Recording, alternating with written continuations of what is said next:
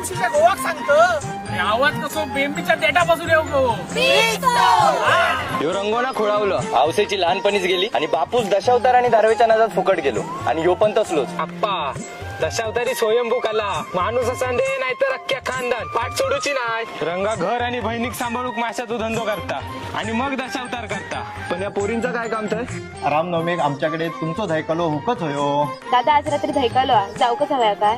गणू पहिलो आयुष्याचं बोजा मग रात्री आपण राजा. चल निमित्त झाला हे बाबा आटपला लवकर.